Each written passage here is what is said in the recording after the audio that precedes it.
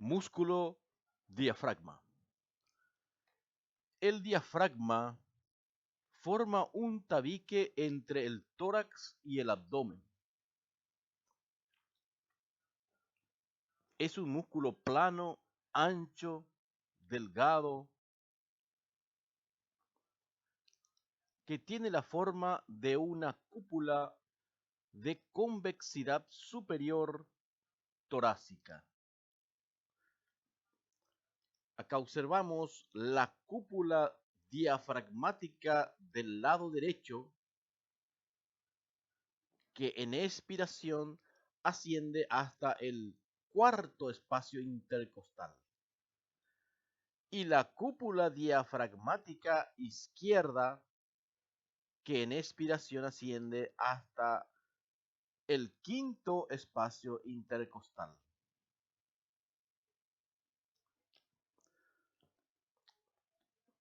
Presenta en su centro una formación tendinosa que se denomina centro tendinoso o centro frénico. Este centro tendinoso o centro frénico se encuentra interpuesto entre todas las fibras musculares que se originan en la circunferencia inferior del tórax. Es una lámina fibrosa, brillante y nacarada. Tiene la forma de un trébol de 3 hojas o foliolos. Un foliolo anterior, un foliolo derecho y un foliolo izquierdo.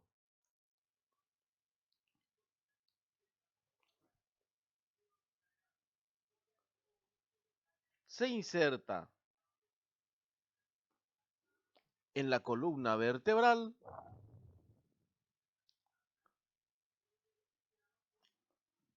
en el esternón, en las costillas y cartílagos. La porción lumbar está representada por cordones fibrotendinosos muy sólidos e inextensibles que se denominan pilares derecho e izquierdo y además por 2 arcos aponeuróticos que se denominan ligamentos arqueados medial y lateral. El pilar derecho, así como observamos en la figura, se inserta en la cara anterior de la primera, segunda y tercera vértebra lumbar y sobre los discos intervertebrales correspondientes. El pilar izquierdo desciende un poco menos. Se inserta en la primera y la segunda vértebra lumbar y sobre el o los discos correspondientes.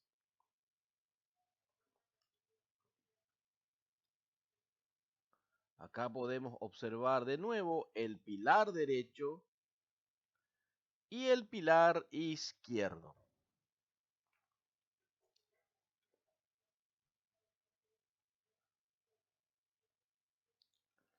También existen pilares accesorios. El ligamento arcuato medial o arqueado medial, que se denomina también arco del psoas, que se sitúa a la derecha y a la izquierda de los pilares precedentes. Estos ligamentos se insertan sobre la cara lateral del cuerpo vertebral de la segunda vértebra lumbar y del disco que separa la primera de la segunda vértebra lumbar.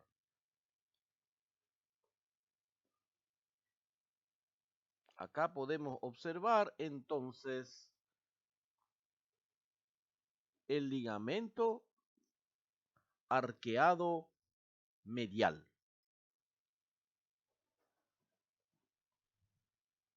o arco del psoas. Se inserta aquí en la apófisis transversa o costal de la primera vértebra lumbar. También tenemos el ligamento arqueado lateral o arcuato lateral o arco del cuadrado lumbar. A la derecha como a la izquierda, este ligamento se desprende del vértice de la apófisis costal de la primera vértebra lumbar, luego pasa delante del músculo cuadrado lumbar y termina en la extremidad libre de esta costilla, que es la duodécima costilla.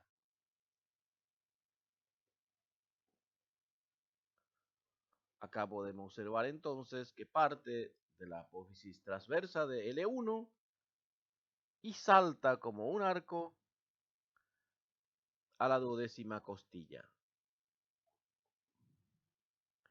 Acá podemos observar entonces el ligamento arqueado medial y el ligamento arqueado lateral. Y por allí pasan, debajo de esos arcos, el músculo psoas y el músculo cuadrado lumbar. Acá observamos de vuelta el músculo psoas pasando por debajo del ligamento arqueado medial, y este es el músculo cuadrado lumbar debajo de este arco que forma el ligamento arqueado lateral. La porción costal del diafragma. Las fibras musculares de este diafragma se fijan en la cara medial de las últimas costillas y de sus cartílagos correspondientes. Empieza aquí en el séptimo cartílago costal, luego en el octavo, noveno, décimo, undécimo, duodécimo. Pero no solo en los cartílagos, sino también aquí ya a nivel de las costillas. Acá estamos observando las inserciones musculares de la porción costal.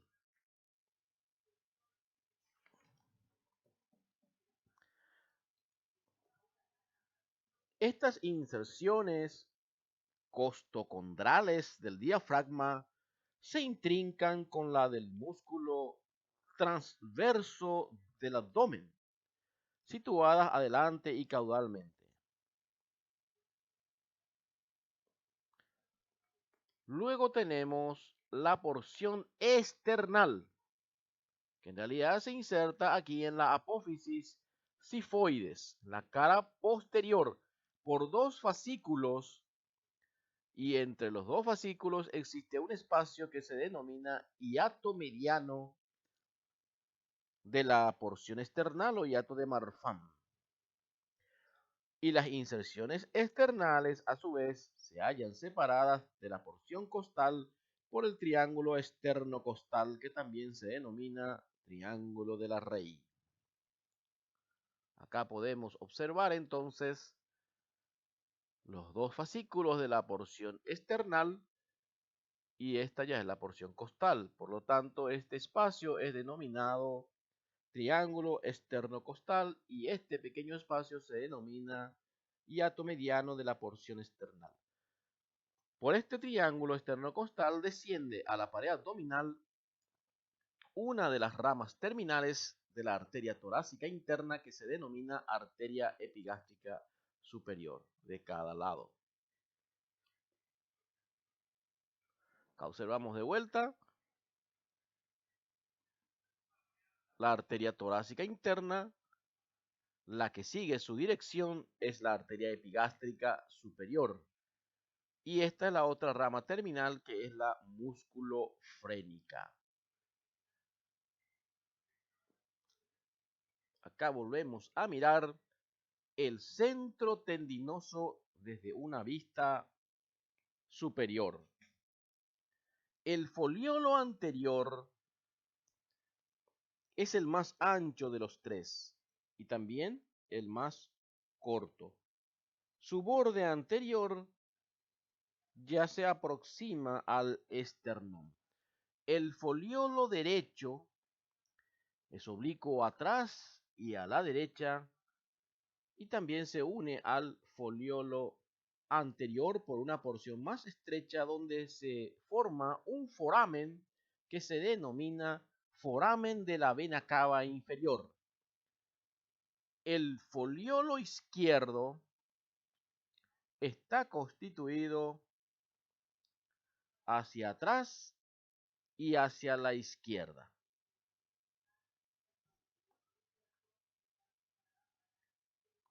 Acá observamos de vuelta el centro tendinoso con los foliolos y el foramen de la vena cava inferior. Y acá observamos la vena cava inferior dentro de ese foramen. De nuevo, el centro tendinoso que siempre es así, blanquecino, nacarado. Foramen de la vena cava inferior, que se encuentra entre el foliolo derecho y el foliolo anterior.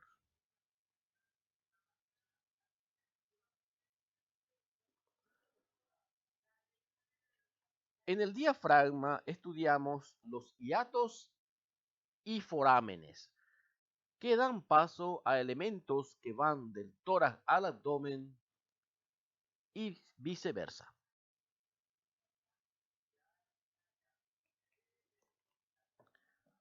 Tenemos los orificios principales, que es de la vena cava inferior, de la aorta y del esófago. Y también existen orificios accesorios. Acá vemos la cúpula diafragmática derecha, el centro tendinoso, que es esta imagen blanquecina, la cúpula diafragmática izquierda. Acá se observa el foramen de la vena cava inferior y acá se puede observar lo que se denomina hiato esofágico y un poco más atrás y abajo el hiato aórtico. De nuevo aquí el orificio de la vena cava inferior que está en el centro tendinoso, hiato esofágico, hiato aórtico. Son los orificios principales. Acá podemos observar a la vena cava inferior que del abdomen pasa al tórax atravesando por el foramen dentro del centro tendinoso. Acá observamos al esófago atravesando el hiato esofágico y acá a la aorta atravesando el hiato aórtico. El foramen de la vena cava inferior se encuentra en la unión de los foliolos anterior y lateral derecho del centro tendinoso a la altura de la octava y novena vértebra torácica. Es el más grande de los orificios.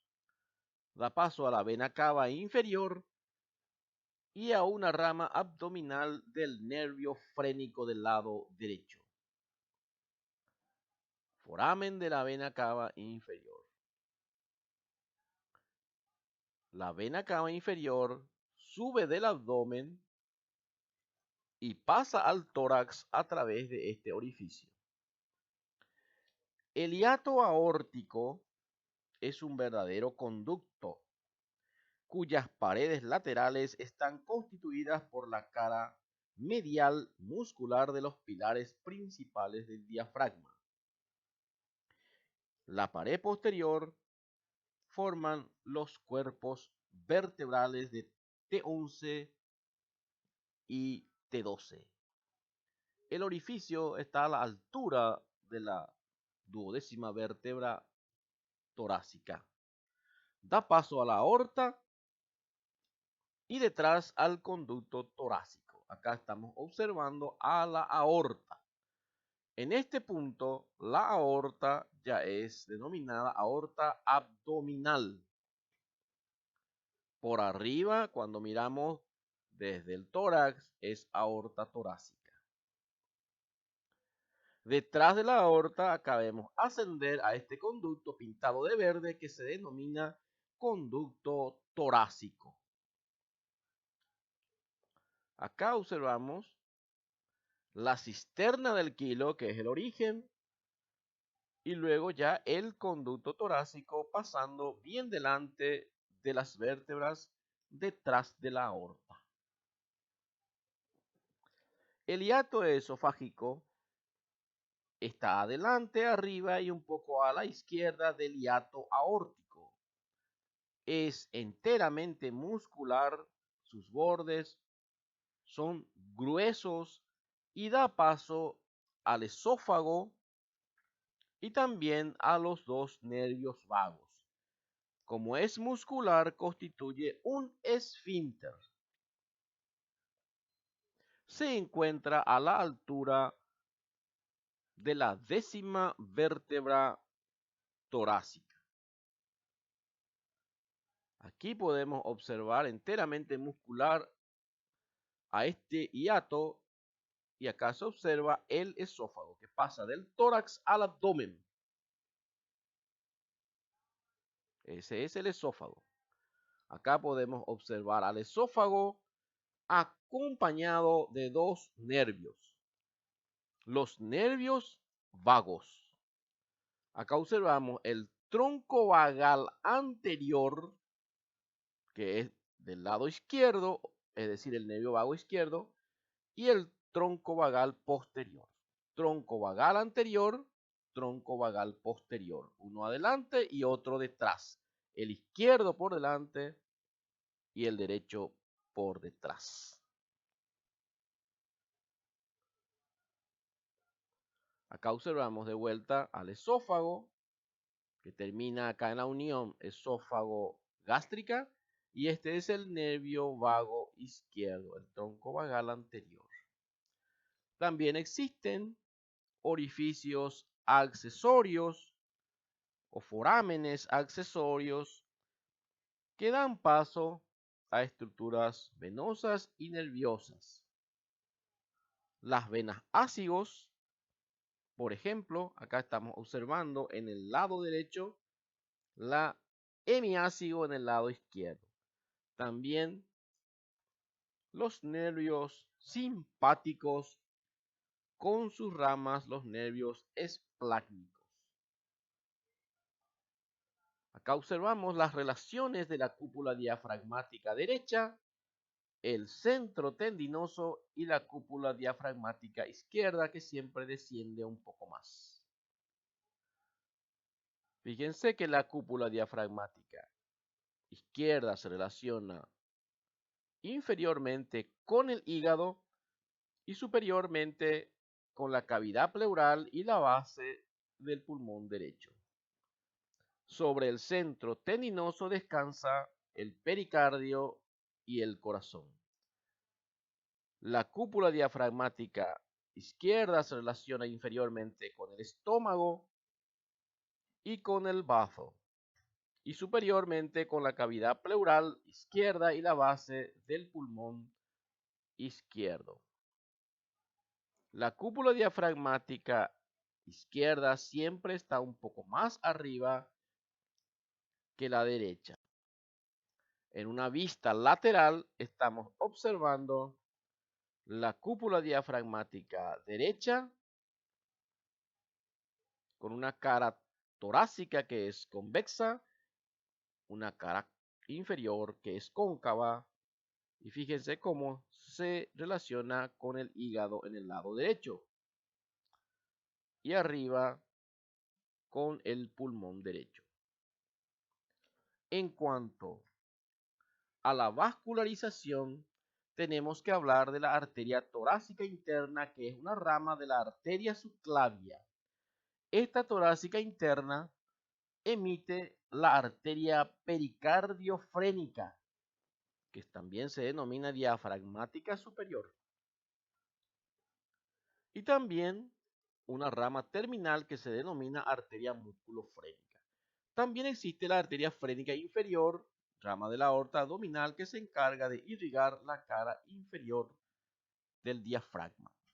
Acá observamos a la arteria torácica interna y su rama colateral que se denomina pericardiofrénica.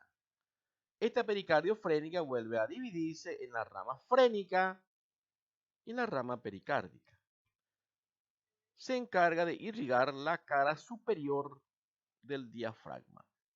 Y esta es la rama terminal de la torácica interna que se denomina musculofrénica. junto con la epigástrica superior. Pero la epigástrica superior no tiene ninguna relación con el diafragma, no la irriga. La musculofrénica sí irriga al diafragma. Y la cara inferior del diafragma está irrigada por esta arteria o por estas arterias, porque son pares, ramas de la aorta abdominal que se denominan arterias frénicas inferiores. Acá podemos observar de vuelta las frénicas inferiores, que se distribuyen ampliamente por la cara inferior del diafragma. En cuanto a la inervación, tenemos que hablar de los nervios frénicos. El nervio frénico tiene su origen a nivel del cuarto nervio espinal cervical con raíces del tercero y del quinto. Es el nervio motor del diafragma, aunque también posee fibras sensitivas y vegetativas que le acompañan. Acá observamos los nervios espinales cervicales. Este es el tercer nervio cervical, el cuarto nervio espinal cervical. De ahí parte la raíz principal del nervio frénico, así como estoy mostrando, aunque también recibe una pequeña rama del tercer nervio y también del quinto. Una vez formado el nervio, desciende delante de este músculo que es el músculo escaleno anterior. Luego ingresa en el orificio torácico superior, delante de la arteria subclavia y detrás de la vena subclavia, o sea, entre los vasos subclavios. Acá le vemos descender del lado derecho y acá observamos al nervio frénico descender en el lado izquierdo y emitir sus ramas terminales a nivel del diafragma, a ambos lados. Repito que es el nervio motor del diafragma, es decir, es el verdadero nervio respiratorio. Observamos de vuelta el nervio frénico derecho dando sus ramas diafragmáticas. Hay una rama que pasa generalmente a la cara inferior del hemidiafragma derecho, que es la rama abdominal. Y acá observamos el nervio frénico izquierdo dando ramas para el hemidiafragma izquierdo. Este nervio frénico siempre está acompañado por la arteria pericardiofrénica o los vasos pericardiofrénicos, mejor dicho, porque también están las venas. Fíjense también en el lado izquierdo, está el nervio frénico y los vasos pericardiofrénicos. Recuerden que la arteria pericardiofrénica es una rama de la arteria torácica interna y que esta es rama de la arteria subclavia.